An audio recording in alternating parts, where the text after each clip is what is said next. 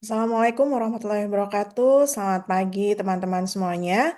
Kembali kita di kelas kewirausahaan digital dan hari ini saya, Terlina Arvinta Monarfa, akan menjelaskan kepada teman-teman tentang pentingnya menggunakan bisnis model kanvas atau BMC sebagai alat strategi untuk menyusun perencanaan bisnis agar teman-teman lebih bisa meraih keberhasilan di dalam bisnis yang sedang dibangun. Baik, berikutnya saya akan menjelaskan tentang eh, mengapa BMC penting digunakan sebagai strategic tools gitu ya. Jadi yang pertama adalah ketika kita merencanakan sebuah ide bisnis, maka kita dihadapkan dengan berbagai kompleksitas gitu ya.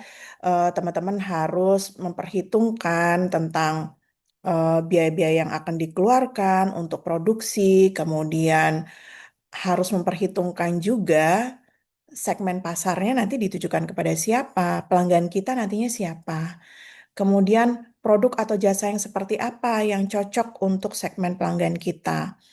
Dan kemudian kita harus menyusun semua sumber daya yang kita miliki dan sumber daya yang nanti kita akan mitrakan, yang kemudian secara bersama-sama keseluruhannya akan kita himpun untuk proses produksi, proses pemasaran, distribusi, dan seterusnya.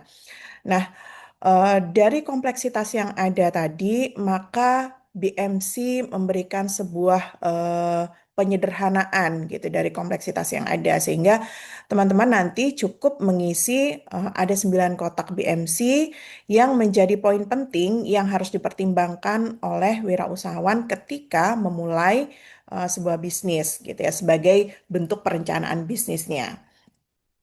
Nah, kemudian yang berikutnya adalah tentang accelerate planning gitu ya.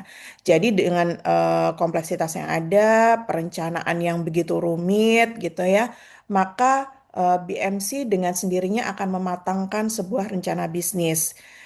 Karena BMC dalam hal ini akan mengukur tingkat realisasi dari sebuah bisnis gitu ya. Jadi nanti teman-teman akan bermain pada kotak-kotak BMC, kemudian akan menarik ulur gitu ya. Kira-kira eh, kalau saya akan membuat sebuah produk atau jasa seperti demikian, maka sesuai tidak dengan segmen pasar saya. Kalau saya akan memproduksi produk atau jasa seperti X misalkan, maka biaya produksinya akan berapa? Cocok tidak dengan segmen pasar saya? Cocok tidak dengan tren saat ini? Jadi teman-teman akan tarik ulur dengan sendirinya untuk memastikan bahwa bisnis yang sedang direncanakan itu terukur tingkat realisasinya. Jadi itu adalah fungsi dari BMC untuk mengakselerasi sebuah perencanaan bisnis. Nah, kemudian yang berikutnya adalah seperti yang saya sebutkan tadi bahwa melalui BMC teman-teman akan menghimpun sumber daya yang dimiliki dan yang akan dimitrakan gitu ya. Jadi akan berhitung kira-kira tim yang terlibat di dalam sebuah proses produksi, distribusi, pemasaran, finansial, itu akan siapa saja yang terlibat gitu ya. Apakah semuanya sumber daya ini saya kuasai sendiri gitu ya, saya mampu untuk mengupayakan sendiri atau saya perlu untuk bermitra dengan seseorang atau dengan suatu perusahaan. Nah, melalui BMC ini teman-teman akan bisa memetakan gitu ya sumber daya yang perlu dihimpun untuk proses produksi, distribusi, pemasaran dan finansial. Nah, kemudian BMC ini juga hal yang cukup generik gitu ya untuk bisa teman-teman aplikasikan di dalam bisnis-bisnis baru gitu ya karena kalau dulu kita membuat satu bisnis plan itu perlu satu bundle paper gitu ya, maka di dalam BMC ini teman-teman cukup perlu satu lembar saja gitu yang dimana di dalamnya ada 9 kotak yang harus teman-teman isi, harus teman-teman jawab gitu ya untuk memastikan bahwa bisnisnya sudah ready atau belum gitu ya. Perencanaan sudah cukup matang atau belum dan cukup satu halaman saja. Nah, Dari situ, ketika sudah terisi semua 9 kotak yang ada di BMC, maka dengan sendirinya teman-teman akan tahu gitu ya bahwa ide bisnis yang akan dimunculkan, akan dibangun ini kira-kira punya peluang bisnis gitu ya untuk siapa gitu ya, untuk segmen yang mana, untuk wilayah di mana gitu ya. Jadi ini juga salah satu tools yang bisa digunakan oleh teman-teman untuk mengidentifikasi opportunity-nya gitu ya. Oke, berikutnya saya jelaskan bahwa nantinya 9 kotak yang ada di BMC ini pada dasarnya kita akan berfokus pada customers, pada value yang akan kita berikan kepada customers, kemudian infrastruktur apa saja yang dibutuhkan untuk membangun value gitu ya, yang akan nantinya diberikan atau dideliver kepada customers, dan kemudian untuk membangun value dan infrastruktur ini, maka posisi finance-nya akan seperti apa ketika kita menjalankan bisnis ini gitu ya. Jadi eh, overall BMC itu akan membahas poin-poin yang menyangkut tentang customers, tentang value, tentang infrastructure, dan posisi finance gitu ya. Jadi overall kebutuhan di dalam sebuah bisnis itu sudah akan terwakilkan melalui BMC gitu ya. Jadi dengan sendirinya ketika teman-teman menuntaskan BMC, maka 4 hal poin penting di dalam sebuah bisnis ini sudah tercakup semuanya. Nah, seperti apa BMC yang 9 kotak dari tadi saya sebutkan? Ini teman-teman bisa simak gitu ya. BMC itu seperti ini teman-teman. Eh, BMC itu pertama kali dikenalkan oleh Alexander Osterwalder dan Yves Bickner gitu ya. 9 kotaknya posisinya seperti ini, please jangan diubah-ubah gitu ya. Jadi nomor satu ada value proposition. Karena value proposition itu menjelaskan tentang produknya, jasanya akan seperti apa gitu ya. Value apa yang mau kita kasih ke customer kita itu adalah hal terpenting pertama yang harus dipikirkan oleh teman-teman ketika membangun sebuah ide bisnis. Dan itu tempatnya di tengah, persis di tengah. Jangan diubah-ubah nomor satunya jadi di sebelah paling kiri atau di sebelah paling kanan. Jangan diubah-ubah value propositionnya tetap ada di tengah. Dan berikutnya teman-teman akan beranjak ke nomor 2. Kenapa di sini ada numberingnya? Karena sistematika berpikirnya harus sesuai dengan penomorannya gitu ya, bukan sesuai dengan kotak paling kiri menuju ke kanan atau kanan menuju ke kiri, tapi ikuti numberingnya gitu ya. Jadi setelah teman-teman sudah mengisi di kotak value proposition untuk memastikan bahwa produknya nanti akan seperti apa, jasanya akan seperti apa, value apa yang mau kita deliver ke customer kita. Contoh misalkan kalau produknya makanan, value apa sih yang menjadi pembeda produk makanan kita dibandingkan makanan-makanan yang sudah ada lainnya? Itu adalah value. Value itu bisa didapatkan dari misalkan manfaat produknya, bisa dari bahan bakunya, bisa dari cara memasarkannya, packagingnya, apapun. Value dari sudut pandang manapun, value yang akan kita deliver ke customer itu taruh di kotak value proposition. Nah, kemudian sistematika berpikir yang berikutnya adalah customer, gitu ya. Customer kita nanti siapa? Pelanggan kita yang mau nangkep value yang teman-teman mau kasih, ini siapa? Gitu ya. Baru dari nomor satu dan dua ini aja teman-teman nanti akan ada proses tarik ulur, gitu. Akan ada proses tarik ulur. Udah misalkan value-nya kayak begini, kayak begini, kayak begitu. Nah, kemudian dicocokin. Customer-nya memang perlu itu. Memang pengen itu. Memang mau itu. Sanggup nggak daya belinya? Gitu ya. Nah, dari sini baru nomor satu dan dua, teman-teman akan berpikir untuk mempertimbangkan dan mencari kecocokannya gitu ya. Bahwa si customer X ini cocok nggak dengan value yang kita kasih? Apakah nantinya akan over value ataukah nantinya akan under value gitu ya? Karena setiap customer pada posisi tertentu dia punya daya beli tersendiri, dia punya selera tersendiri, dia punya keinginan tersendiri, dia punya kebutuhan tersendiri gitu ya.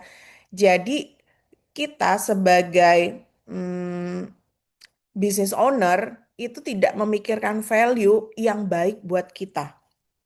Seringkali pebisnis itu hanya memikirkan value yang cocok sama kita.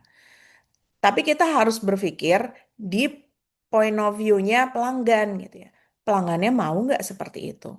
Pelanggannya punya daya beli nggak membeli value yang kita kasih gitu ya. Karena value yang kita kasih, yang kita susun, yang kita arrange itu pasti akan berkaitan dengan harga gitu ya. Semakin banyak value yang kita kasih, itu pasti akan inline dengan biaya produksi yang lebih tinggi gitu ya. Karena setiap item value yang kita berikan, entah itu kemudahan, kenyamanan, gitu ya, apapun itu pasti akan linear dengan harga dan dicocokin sama daya beli, gitu ya. Nah, kemudian setelah itu kita akan mikirkan kalau sudah kita tahu customernya siapa, gitu ya, maka kita tahu bagaimana kita akan berkomunikasi dengan customer ini. Maka itu akan diisi di nomor tiga, customer relationship. Bagaimana kita akan berkomunikasi, bagaimana kita akan membangun engagement gitu ya dengan customer kita, bagaimana kita akan menjalin relasi gitu ya, menemukan, berkomunikasi, berpromosi. Nah, itu adalah customer relationship gitu ya. Bagaimana cara kita mengkomunikasikan value? Tadi kan kita ngomongin value gitu ya. Bagaimana caranya kita mengkomunikasikan value ini kepada customer? Itu adalah customer relationship. Dan di nomor 4, distribution channel adalah media apa yang mau kita pakai untuk mengkomunikasikan value ke customers. Gitu ya. Kalau tadi adalah caranya di nomor 3, customer relationship itu adalah strateginya, caranya gitu ya. The way to communicate the value deliver gitu ya to customer. Tapi kalau yang nomor 4 itu lebih ke toolsnya apa gitu ya. Medianya apa? Mungkinkah sosial media gitu ya. Mungkinkah kita mau buat etalase gitu ya. Atau apa? Marketplace mungkin distribution channelnya. Atau kita mau pakai reseller mungkin gitu ya. Apa yang mau kita pakai? Mediumnya apa? Gitu ya. Perantaranya nih apa? Tuh. Jadi itu adalah nomor satu, 2, 3, dan 4. Nah, setelah dari tengah ke kanan sudah selesai semua, maka kita akan berpikir dari tengah kemudian ke arah kiri, gitu ya. Yang nomor 5 adalah key partnership. Kalau kita udah tahu gitu ya, value-nya apa, customer-nya siapa, caranya bagaimana, mediumnya apa, maka kemudian kita akan bisa melihat gitu ya, mitra kunci yang akan kita gunakan gitu ya untuk melakukan bisnis ini kira-kira siapa aja gitu ya. Misalkan apakah kalau saya memproduksi misalkan makanan, key partnership saya misalkan contoh supplier bahan baku mungkin, atau partnership saya tadi kalau distribution channelnya saya pakai reseller, berarti partnership saya adalah si resellernya gitu kan. Itu ada partnership saya gitu ya. Ataukah partnership saya si misalkan eh, marketplace mungkin partnership saya gitu ya. Maka saya makanya di bawahnya ada budget cost, maka mungkin saya akan perlu membayar mungkin membershipnya, pendaftarannya, mungkin seperti itu gitu ya. Bagaimana saya akan menjalin partnership dengan mereka gitu karena mereka adalah partner kuncinya gitu ya. Atau misalkan kalau saya berbisnis restoran misalkan atau kafe, mungkin partnership saya yang paling penting adalah misalkan chefnya, baristanya gitu ya. Itu adalah partner gitu. Karena apa? Kalau nggak ada dia, nggak jalan nih bisnis gitu ya. Kalau nggak ada supplier bahan baku, nggak jalan di bisnis. Kalau nggak ada pemasarnya, nggak jalan nih bisnis. Percuma aja saya produksi-produksi, terus nggak ada yang masarin, gimana caranya gitu ya. Produk saya bisa sampai ke pelanggan gitu ya. Atau kalau misalkan nggak ada sosial media, nggak ada marketplace, gimana caranya orang tahu kalau saya punya bisnis? Maka mereka adalah partnership gitu ya. Begitupun dengan barista, chef, seperti itu adalah partnership gitu ya. Mitra kuncinya. Nggak akan jalan bisnis ini kalau nggak ada mitra kunci. Itu adalah nomor 5 gitu ya. Nah, kemudian kita akan menyusun key activitiesnya. Untuk menjalankan produksi, distribusi, menjalankan bisnis semua ini, gitu ya, aktivitas kunci yang akan kita lakukan itu apa saja? Misalkan aktivitas produksi itu terdiri dari apa aja? Aktivitas distribusi dan pemasaran itu terdiri dari apa aja? Bahwa aktivitas itu harus ada, gitu ya. Maka kita perlu rinci aktivitasnya akan ada siapa saja gitu ya. Ada apa saja karena di balik activity itu maka di nomor 7 kita akan isi aktivitas produksi itu akan melibatkan siapa saja gitu ya. Aktivitas distribusi dan pemasaran itu akan melibatkan siapa saja. Jadi key resources-nya siapa gitu ya. Key resources-nya siapa. Sehingga kita harus mengidentifikasi aktivitas kunci di dalam bisnis ini gitu. Dan ini akan dikerjakan oleh siapa gitu ya. Karena apa? Di bawahnya ada budget cost gitu ya. Jadi kalau yang sebelah kanan tadi ketika teman-teman itu memilih value proposition, customer relationship, kemudian distribution channels, maka ini adalah yang teman-teman sedang strategikan untuk menyusun revenue stream.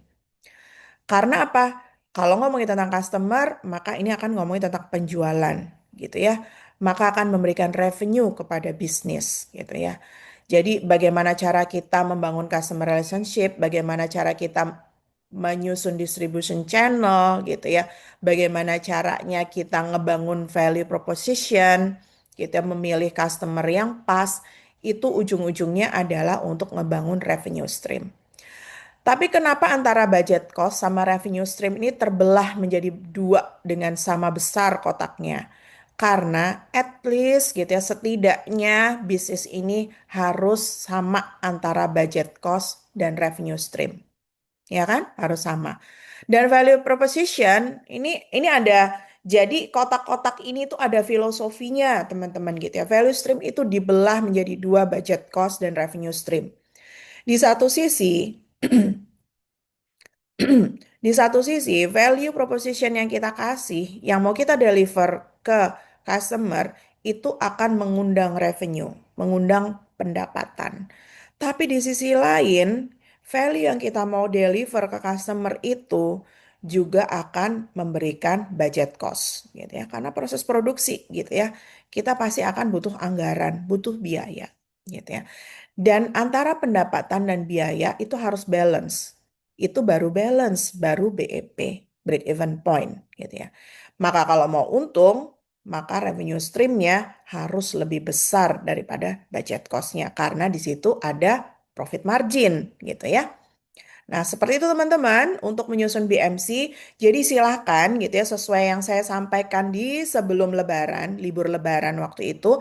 Maka teman-teman sesuai dengan ide bisnisnya, silahkan diisi kolom-kolom kotak-kotak yang ada di BMC-nya gitu ya. Diisi seperti yang tadi saya sampaikan sesuai urutan-urutannya gitu ya. Dan silakan teman-teman berunding, berdiskusi, tarik ulur sendiri gitu ya antara satu dengan yang lain yang ada di dalam kelompok untuk mencari positioning yang pas gitu ya antara 9 kotak yang ada gitu. Oke. Nah, kemudian saya akan jelasin satu persatu dari kotak-kotak yang ada, walaupun tadi sudah sempat saya singgung dan insya Allah sudah memberikan pemahaman yang cukup baik gitu ya buat teman-teman. Jadi value proposition itu adalah berkaitan dengan yang tempo hari menjadi tugas teman-teman, yaitu tentang solving problems dan delivering value gitu ya. Ketika teman-teman punya ide bisnis yang kemudian diawali dengan solving problems dari punyanya orang-orang di sekitar kita gitu ya, maka solusinya gitu ya, itu adalah delivering value. Value ini harus menjawab problemsnya mereka gitu ya. Jadi, value proposition describe the bundle of product and services that create value for a specific customer segment. Harus untuk customer segment yang spesifik. Karena itu tadi saya sampaikan bahwa tidak semua customer, tidak semua pelanggan punya kebutuhan, keinginan, selera, daya beli yang sama. Maka pastikan kecocokan, kesesuaian antara value creation yang kita buat cocok sama customer segmentnya gitu ya. It is why customer choose you over the competition. What unique problem are you solving for them gitu ya. Sehingga kita harus mencari gitu ya market yang niche, yang spesifik gitu ya. Unique problem apa yang mereka punya dan value spesifik apa yang mau kita kasih ke mereka sebagai solusinya gitu ya. Jadi key questionnya adalah what problem are we solving and what value are we delivering gitu ya. Ini harus dijawab dan dimasukin di dalam value proposition gitu ya. Gitu. Jadi ini adalah petunjuk untuk mengisi value proposition gitu ya. Dan berikutnya adalah customer segment. Who are you serving gitu. Jadi mau kasih produknya, mau kasih value-nya untuk siapa sih gitu ya. Jadi customer segment itu mendefinisikan sebuah kelompok yang spesifik gitu ya. Dari misalkan harus misalkan perempuan kah di kisaran usia berapa gitu, yang daya belinya sekitar berapa. Kira-kira perempuannya apakah dia pekerja ataukah dia remaja? Karena masing-masing kelompok tadi ya tadi balik lagi gitu ya punya kebutuhan yang beda-beda, punya keinginan yang beda-beda, punya selera yang beda-beda. Jadi pastikan gitu ya membangun customer segmentnya mesti spesifik supaya apa? Supaya kita tahu gitu ya eh, barang dan jasa yang mau kita produksi benar-benar cocok buat mereka. Jadi nggak ada tuh yang namanya jualan ditujukan untuk semua orang gitu ya ya buat siapa aja gitu. Nggak bisa kayak gitu, harus spesifik untuk siapa gitu ya. Karena apa? Setiap orang, setiap kelompok orang-orang tadi gitu ya, itu punya selera beda-beda. Selera servisnya beda gitu, penyajiannya beda, cara mereka tertarik terhadap sesuatu berbeda-beda gitu ya, daya belinya beda gitu. Jadi harus menunjuk ke specific group gitu ya. Itu adalah customer segment. Oke, kemudian key questionnya untuk mengisi kotak ini adalah who are our most important customers gitu ya. Siapa sih pelanggan yang paling penting yang pasti akan bisa nangkep, akan notice dengan value yang kita kasih itu siapa mereka gitu ya. Jadi itu adalah clue untuk mengisi tentang customer segment. Nah, kemudian yang berikutnya adalah tentang channels and customer relationship gitu ya. Jadi channels tadi medium apa sih yang mau dipakai gitu ya untuk kita bisa menjangkau customer gitu ya. Misalkan online store kah, mobile apps, direct sales, misalkan sosial media, marketplace, apa channel yang mau kita pakai gitu ya. Kemudian di sini teman-teman tuh ada kotak tentang digital marketing channels gitu ya, bisa pakai macam-macam gitu ya. SEO berarti kita setting gitu ada web yang bisa ngebantu customer untuk nemuin bisnis kita gitu ya. Mungkin bisa pakai affiliate marketing, mungkin bisa pakai sosial media marketing, apakah mau pakai viral marketing, influencer mungkin mediumnya gitu ya. Apa aja ini banyak pilihannya dan tentunya mungkin tidak terbatas yang ada di bulet-bulet ini aja gitu ya. Tapi teman-teman bisa menggali, mengeksplor apa aja yang bisa jadi digital marketing channels gitu ya. Nah, kemudian tentang customer relationship gitu ya, tentang how you connect gitu. Jadi, gimana kita terhubung gitu ya, bagaimana kita ngebangun engagement sama mereka, bagaimana kita mau berkomunikasi sama mereka gitu ya. Jadi, ini ada macam-macam gitu ya, customer relationship management system gitu. Jadi, misalkan mau ada customer loyalty program mungkin, mau bikin promosi mungkin gitu ya, mau bikin games, mau bikin giveaway mungkin, mau bikin CRM database gitu ya, apapun gitu ya, apa aja yang mau dipakai gitu ya. Tentunya semakin banyak tools yang dipakai gitu ya tentang CRM, tentunya balik lagi. ada cost di dalamnya. Mendatangkan biaya, tapi mendatangkan cost juga gitu ya. Nah, kemudian marketing channels juga begitu gitu ya. Semakin banyak yang digunakan gitu ya channelnya, maka juga akan di satu sisi mendatangkan revenue, di sisi lain juga akan mendatangkan cost gitu. Jadi di sini teman-teman akan tawar-menawar dan bernegosiasi sendiri untuk mengisi BMC ini. Karena nggak bisa kita kasih pol-polan gitu ya. Semua channel kita pakai, misalkan semua strategi CRM kita pakai, semua value kita kasih, kemudian customer segmennya semuanya nggak bisa gitu ya. Karena itu akan berujung pada cost juga gitu ya. Cost structure-nya akan tinggi banget. Balik lagi, cocok nggak sama customer segmennya? Kebeli nggak gitu. Kemudian kalau kita pakai channelnya terlalu banyak, kira-kira bakal overlapping nggak? Beneran nggak di semua channel yang kita pilih, yang kita beli, yang kita pakai, ini emang bener-bener akan bisa menjangkau market potensial kita. Bener-bener oke nggak gitu? Bermanfaat nggak? Kalau nggak ya kurangin aja dulu channelnya gitu ya. Mungkin nanti kalau udah skala bisnisnya segede apa, saya mau pakai semua channel yang ada. Tapi untuk saat ini saya cuman pakai channel ini aja deh gitu ya.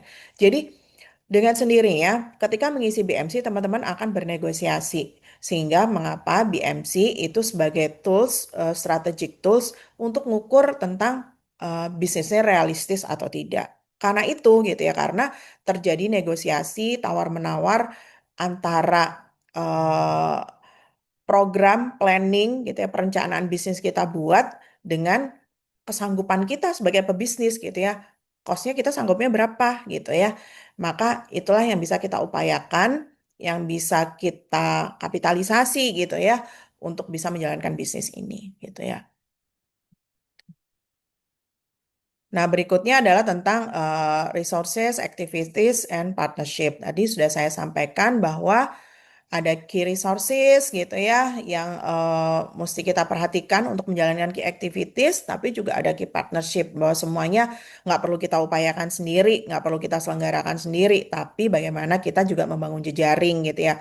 Nggak semuanya harus dimulai dari kita semua gitu ya, karena untuk pebisnis baru biasanya ada keterbatasan modal, keterbatasan sumber daya, maka ya kita harus bisa membangun jejaring bisnis gitu ya, punya partnership gitu sehingga tidak semuanya menjadi tanggung jawab kita sendiri gitu.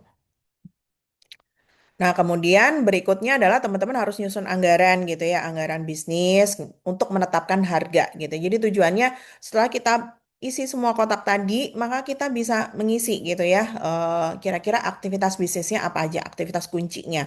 Kemudian untuk mengerjakan aktivitas kunci itu, kita butuh SDM siapa saja. Maka di situ akan ada biaya gaji. Kalau di situ ada ngomongin tentang value proposition, maka di situ ada biaya produksi. Maka akan menggabungkan semuanya gitu ya, antara biaya partnershipnya, antara biaya gaji gitu ya, biaya resourcesnya gitu ya, kemudian sama biaya produksi. Maka itu kita susun semuanya jadi cost structure. Nah, kemudian dari semua yang sedang kita upayakan tadi, kira-kira revenue streamnya akan apa aja? Cocok nggak dengan cost structure-nya gitu. Jadi itu yang harus teman-teman isi gitu ya, yang menjadi tugas teman-teman ketika nanti mau menyusun makalah atau paper atau bisnis plan untuk P2MW, begitu juga untuk tugas di ujian tengah semester nantinya, gitu ya. Maka teman-teman harus mengisi kotak-kotak yang ada di bisnis model Canvas, kemudian dijabarkan kan kotak-kotaknya kecil-kecil gitu ya. Jadi poin-poin penting saja yang dimasukkan di dalam kotak-kotak BMC-nya dan selebihnya teman-teman bisa jelaskan di halaman-halaman berikutnya untuk menjadi satu bundle paper gitu ya. Mudah-mudahan penjelasan saya tentang bisnis model Canvas bisa teman-teman pahami semuanya gitu ya. Terima kasih sudah menyimak video pembelajaran ini gitu ya.